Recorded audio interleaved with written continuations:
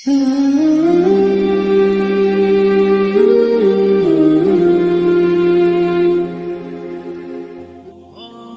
नाज़रीन कराम अस्सलाम वालेकुम। नाज़रीन कराम, आज का वाक़या हज़रत इब्राहीम अलैहिस्सलाम की पैदाइश से नमरूद की इबरतनाक मौत तक है। हज़रत इब्राहीम ने किस तरह लोगों को बुत परस्ती छोड़कर खुदाई यकता की इबादत करने की ताकीद की। अल्लाह रब्बुल इज़्ज़त ने हज़रत इब्राहीम को किस तरह भड़कती हुई आग में भी ज़िंदा सलामत रखा और खुदाई का दावा करने वाला बदबख्त नमरूद किस तरह ज़िल्लत की मौत मरा। इन तमाम सवालात के जवाब आज की इसी वीडियो में, लिहाजा आपसे गुजारिश है कि वीडियो को आखिर तक ज़रूर देखें।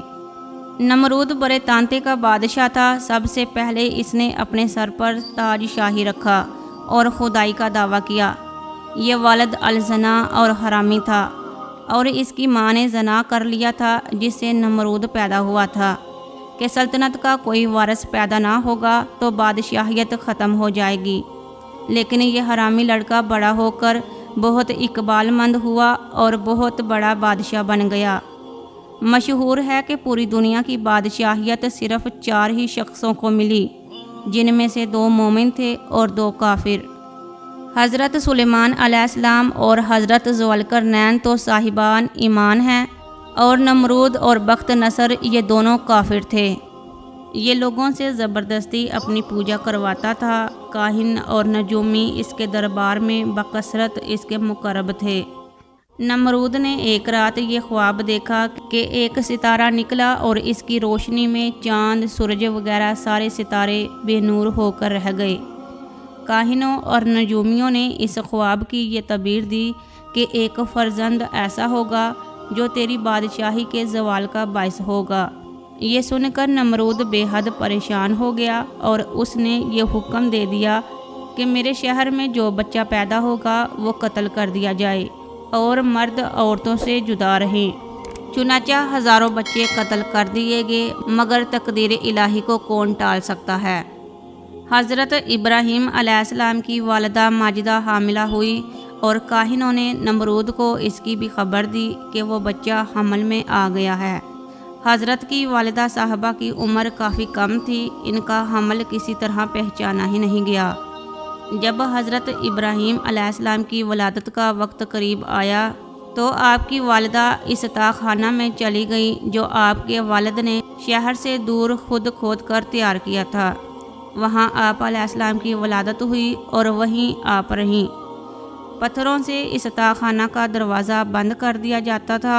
रोज़ाना वालिदा साहिबा दूध पिला आती थी और जब वहाँ पहुँचती तो देखती थी कि आप अलैहिस्सलाम अपनी उंगली का किनारा चूस रही हैं और इससे दूध बरामद होता है। आप अलैहिस्सलाम आम बच्चों की निस्बत बड़ी तेज़ी से बढ़ते थे। हज़रत इब्राहीम अलैहिस्सलाम बहुत आला उम्दा सिफ़ात के मालिक थे। आप अलैहिस्सलाम इबादत की अदायगी में एक ख़ास मुकाम रखते थे। चुनाचा आप अलैहिस्सलाम बड़ी रगाबत के साथ नमाज अदा फरमाते और इस बात पर गमगीन होते कि दूसरे लोग इबादत से गाफिल हैं।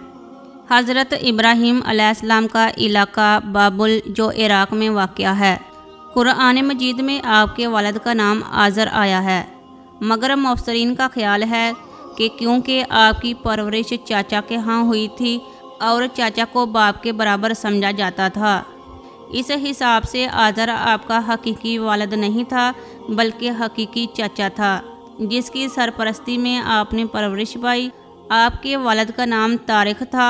आज़र नमरूद की हुकूमत का वज़ीर मजहबी अमूर था। उस ज़माना में बुत परस्ती आम थी और हर जगह बुतों की पूजा की जाती थी। लोग उन बुतों को नजराने देते थे और घरों में भी बुत रखे हुए थे। इस मुल्क का बादशाह नमरूद था जो खुद मुख्तार था और अपने आप को खुदा कहता था। उसका हुक्म था कि मेरी पूजा करो और मेरी ही हुक्म की तमील करो। उसका फरमान था कि मेरे ही हाथ में इज़्ज़त और ज़िल्लत है और मेरे ही हाथ में ज़िंदगी और मौत है। हज़रत इब्राहीम अलैहिस्सलाम की परवरिश क्योंकि एक बुत परस्त घराने में हुई थी, इसलिए घर में भी एक बुत खाना था। ये तमाम बुत खाने इसके वालिद की निगरानी में चलते थे। हज़रत इब्राहीम अलैहिस्सलाम अल्लाह ताला के नबी थे।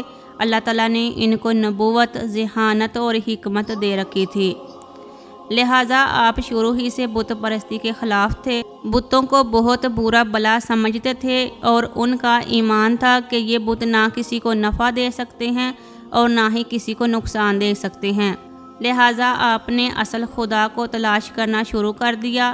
آپ نے ستاروں کو دیکھا، چاند اور سورج کو دیکھا، اور جب سب غروب ہو گئے تو آپ نے کہا یہ خدا نہیں ہے، کیونکہ ان کی ہستی تو غروب ہونے کے بعد ختم ہو گئی، لہٰذا آپ نے کہا کہ میرا خدا وہی ہے جو ان سب کو بنانے والا ہے اور جو کبھی غروب نہیں ہوتا اور ہمیشہ سے قائم ہے۔ یہ قوم اس زمانہ میں چاند، سورج اور ستاروں کی بھی عبادت کرتی تھی اور ان کو صابی کہا جاتا تھا۔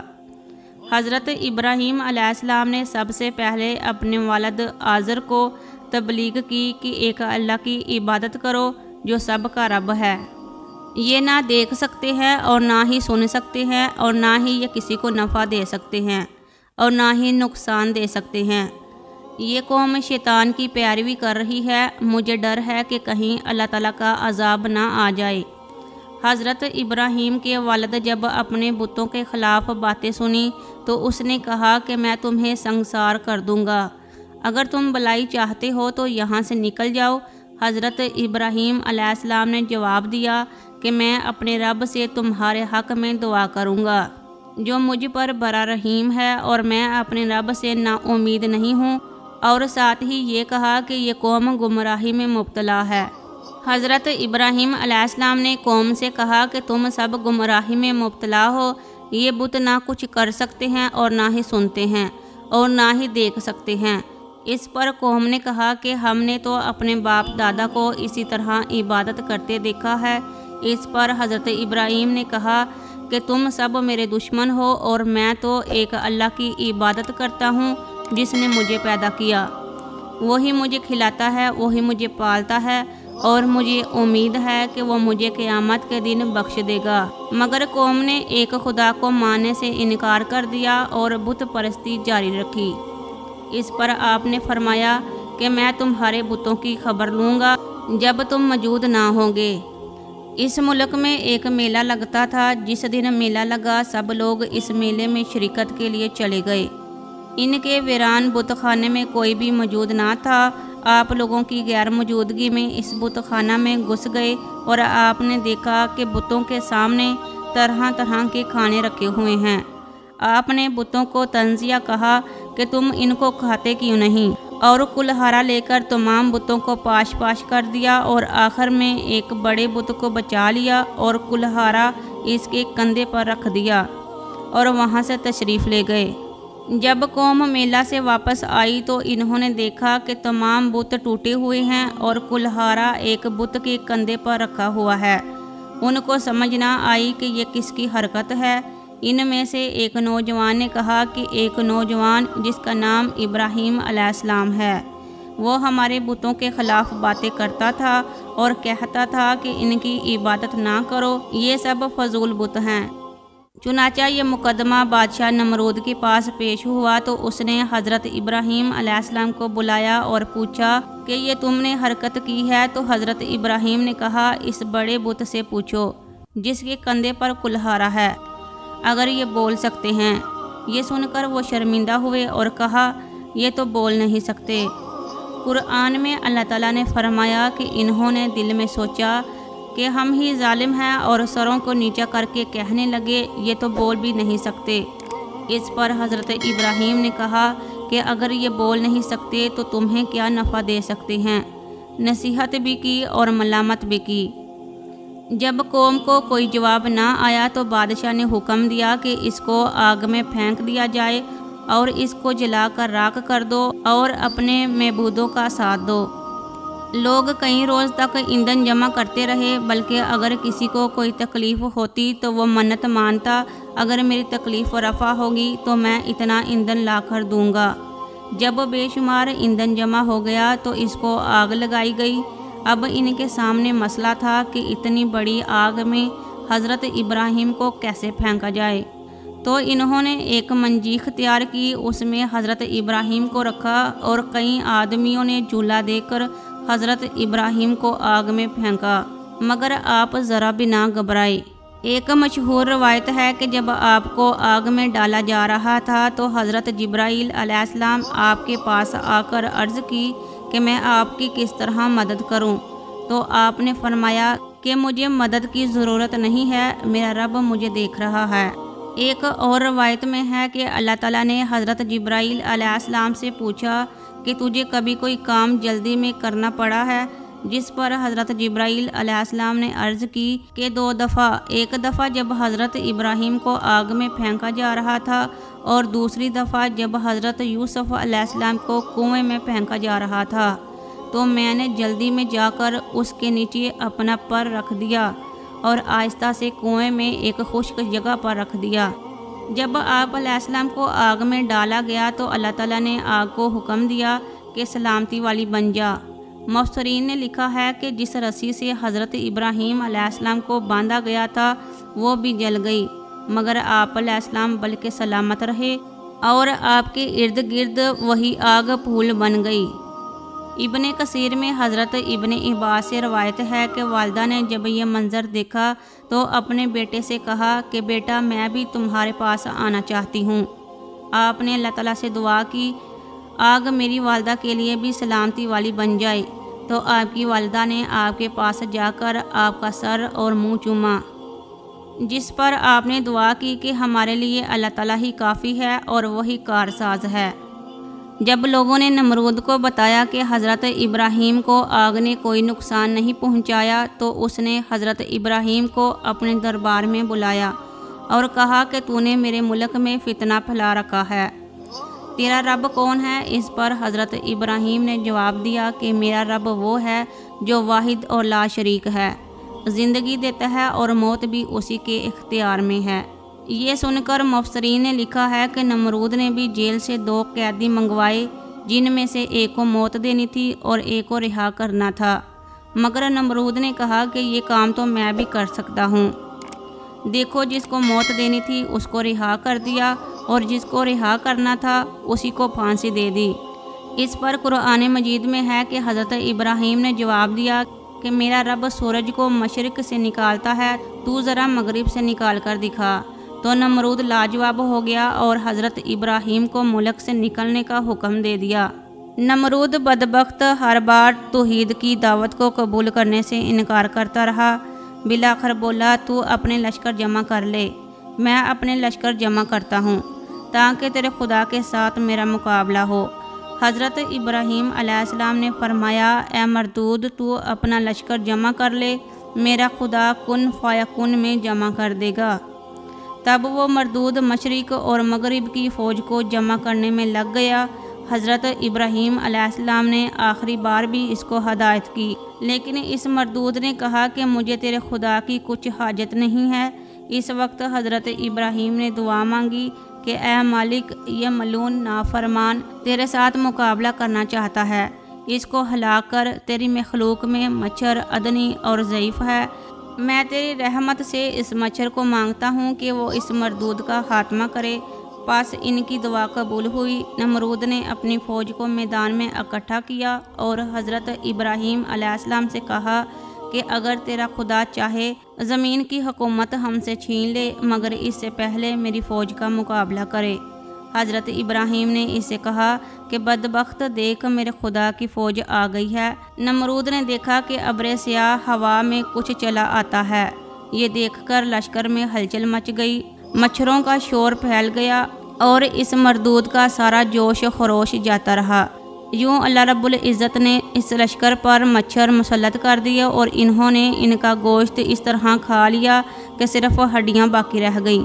ایک مچھر اس پلید نمرود کی ناک میں گھس گیا اور دماغ میں جا کر اس کا مغز کھانے لگا۔ مردود اس عذاب میں گرفتار ہوا کہ جس کا چارہ کچھ نہ ہو سکا اور ہر کسی سے سر پر لکڑی یا ہتھوڑے مرواتا، جس سے مچھر کچھ پل کے لیے دم لیتا اور اس کو چین آتا۔ شب روز اس کے سر پر سونٹے مارتے ہوئے گزرنے لگے، حتیٰ کہ اللہ پاک کے حکم سے وہ مردود کفر کی حالت میں ہلاک ہو گیا۔ حضرت ابراہیم نے دیکھا پہلے تو میرا والد ہی مخالف تھا، اب تو ساری قوم اور بادشاہ بھی مخالف ہو گیا ہے، تو آپ شام کی طرف روانہ ہو گئے۔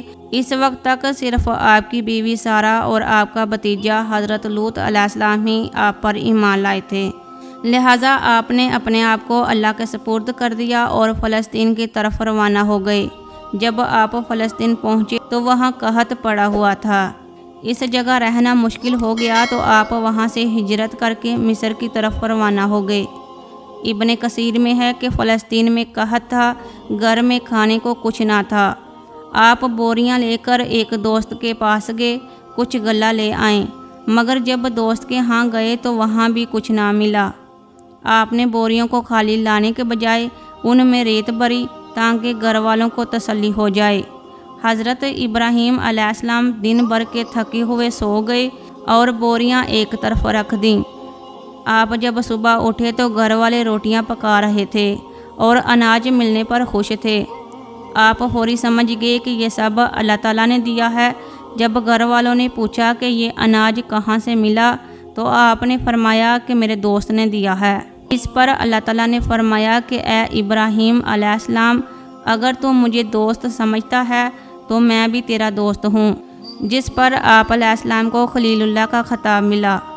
فلسطین میں چونکہ قحط تھا جس کی وجہ سے آپ مصر تشریف لے گئے، تو اپنی بیوی حضرت سارہ رضی اللہ تعالیٰ عنہا سے فرمایا کہ یہاں کا بادشاہ بڑا ظالم ہے، جو بھی خوبصورت عورت ہو اس کو اپنے پاس بلاتا ہے، اگر اس کا خاوند ہو تو قتل کر دیتا ہے، اگر کوئی دوسرا رشتہ ہو تو کچھ نہیں کہتا، لہٰذا بادشاہ کو یہی بتلانا کہ میں اس کی اسلامی بہن ہوں۔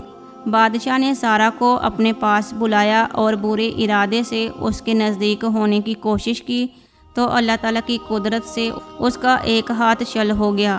بادشاہ نے حضرت سارہ سے کہا کہ دعا کرو کہ میرا ہاتھ ٹھیک ہو جائے تو میں تمہیں رہا کر دوں گا۔ جب بادشاہ کا ہاتھ ٹھیک ہو گیا تو اس کے دل میں پھر فتور آ گیا اور دوبارہ پھر اس کے ساتھ یہی ہوا۔ تیسری دفعہ ایسا ہونے پر اس کو یقین ہو گیا کہ اس کے پاس کوئی غیبی طاقت ہے، لہٰذا بادشاہ نے اپنی بیٹی یا نوکرانی حضرت سارہ کو خدمت کے لیے دے دی۔ حضرت ابراہیم علیہ السلام کے ہاں حضرت سارہ سے کوئی اولاد نہ تھی اور نہ ہی اولاد ہونے کی توقع تھی، مگر اللہ تعالیٰ نے بی بی ہاجرہ سے ایک بیٹا عطا کیا جس کا نام اسماعیل علیہ السلام رکھا۔ اس کے بعد آپ نے مصر کو خیر آباد کہہ دیا اور فلسطین واپس چلے گئے۔ بعد میں اللہ تعالیٰ نے حضرت بی بی سارہ سے بھی ایک بیٹا عطا کر دیا، جس کی اطلاع خود اللہ تعالیٰ نے 2 فرشتوں کے ذریعے آپ کو دی اور نام بھی بتلا دیا کہ اس کا نام اسحاق رکھنا، اور ایک پوتا ہوگا اور جس کا نام یعقوب رکھنا۔ آپ کی اولاد سے حضرت عیسیٰ علیہ السلام تک تقریباً 70,000 نبی ہوئے۔ حضرت یعقوب کی اولاد بنی اسرائیل کہلائی اور حضرت اسماعیل کی اولاد بنی اسماعیل کہلائی۔ حضرت اسماعیل کی اولاد میں سے سب سے آخری نبی انبیاء کے امام حضرت محمد مصطفیٰ صلی اللہ علیہ وآلہ وسلم پیدا ہوئے اور اس کے بعد نبوت کا سلسلہ ختم ہو گیا۔